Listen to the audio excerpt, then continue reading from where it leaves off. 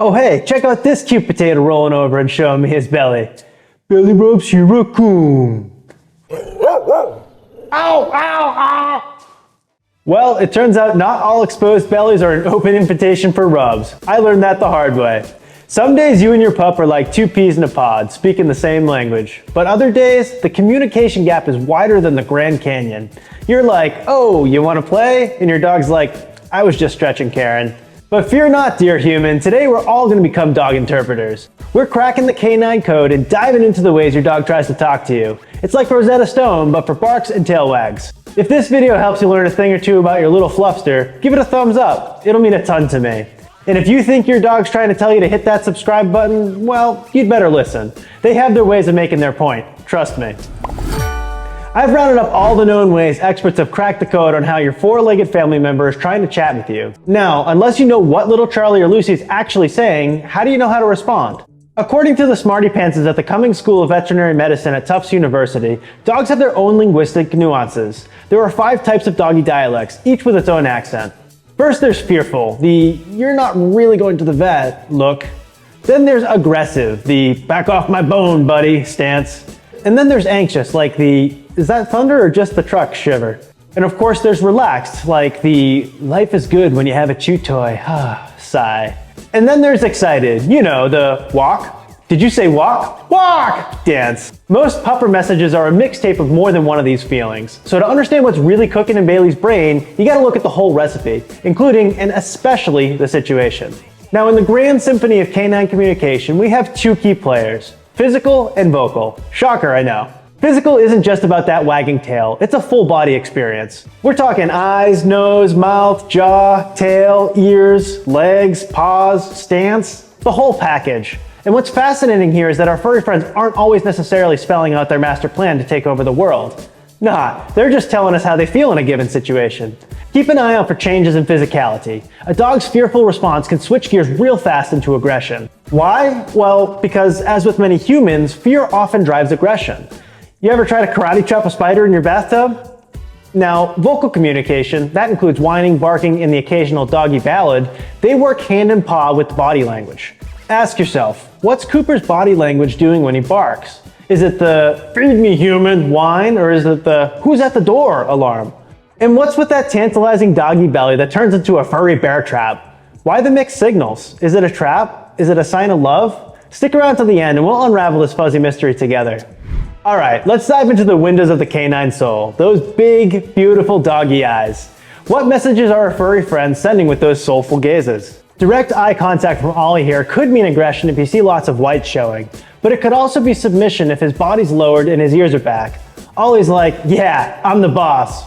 Or maybe not. Now, when Sadie avoids eye contact, she's saying, hey, I ain't looking for trouble. I'm not even looking. It's her way of playing it cool at the dog park when the dodgy chihuahuas are about. And get this, studies show dogs evolve special eyebrow muscles just to give us killer puppy dog eyes. Not found in wolves, but all over your Pomeranian's face when it's treat time.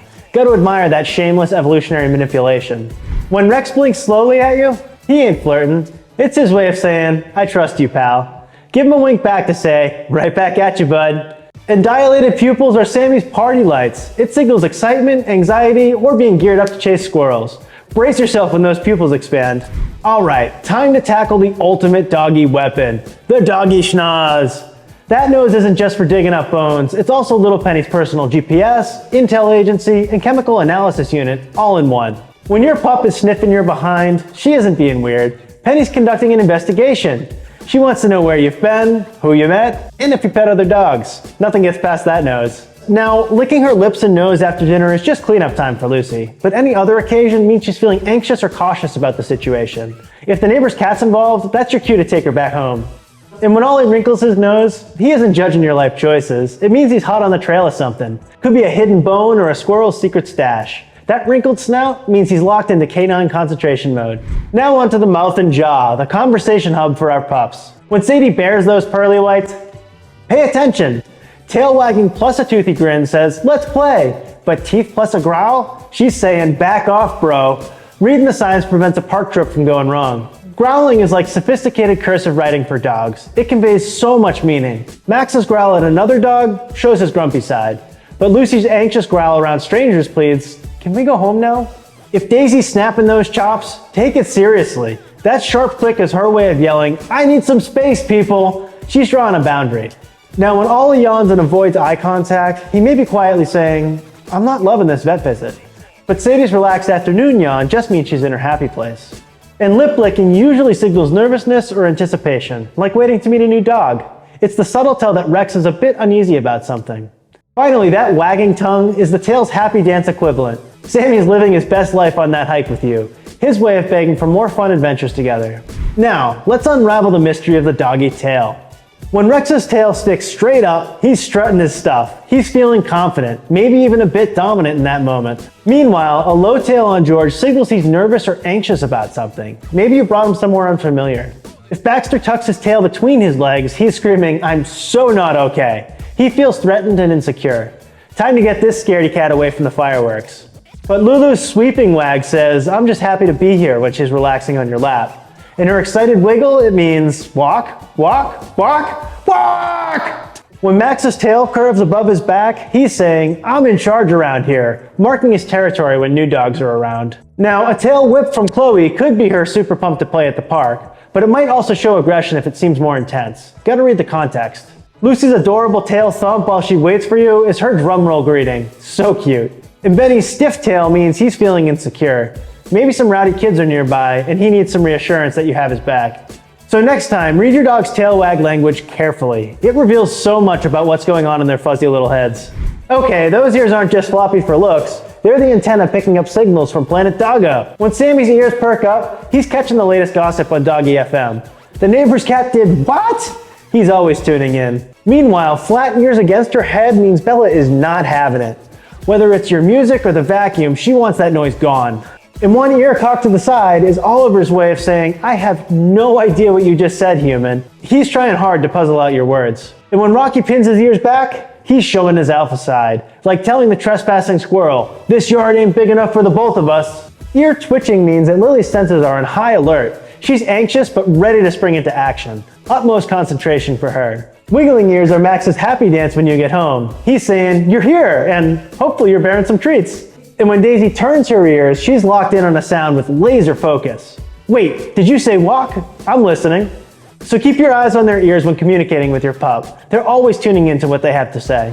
Now those paws aren't just for tracking dirt inside. Your dog's legs and feet are communicating too. When Charlie's standing firmly with all paws on the ground, he's relaxed and neutral, confidently judging your outfit as dogs do.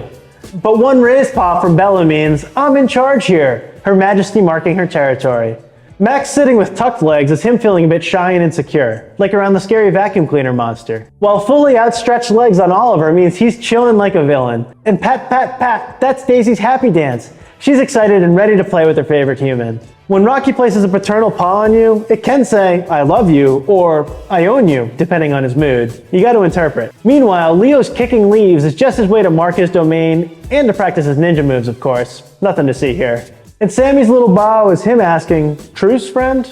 No need to fight over that last treat when there's plenty of love for all. So next time your dog starts dancing or bouncing on those paws, remember, they're signing to you in canine code. Remember when we spoke about context? Focusing on the behavior of one body part does not give you the full picture. Look at the rest of the body. Even posture conveys emotional states. The lowered posture on Baxter signals insecurity. Did that mop just move? He's spooked. Again. But a stiff, tall stance from Rex declares, "I'm in charge. Quick, hide your shoes before he claims them." Oscar's trembling means one thing. He's anxious and unsure. A little reassurance will help him relax. But if it's really cold, it's probably that. So just grab him a blanket or a sweater. When Lucy's fur stands up, she's feeling pumped. It's her punk rocker vibe coming out. Meanwhile, Molly's stiffness puts her on edge. She's ready to defend, anticipating whatever comes her way. And Daisy spinning means she's either excited or letting off anxiety. Clearly all that spinning made her dizzy. Rex lunging on walks shows his fear. That butterfly was clearly threatening him. Charlie's pacing means stress and boredom need addressing. More playtime will make it better. And Rex destroys pillows when anxious or frustrated. He lacks an outlet, the poor guy. Lola's circling is appeasement before settling in, fluffing up that imaginary dog bed. So next time your pup looks off, check their posture. It talks volumes. Finally, let's explore the doggy vocal range, from fierce, dramatic low growls to cheerful, silly high barks. Rufus's low growl is not him auditioning for Jaws. It means, "Back off, I feel threatened." He's just setting boundaries. Toby's happy high-pitched growl practically says, "Let's party!" It's his version of a rave squeaker toy.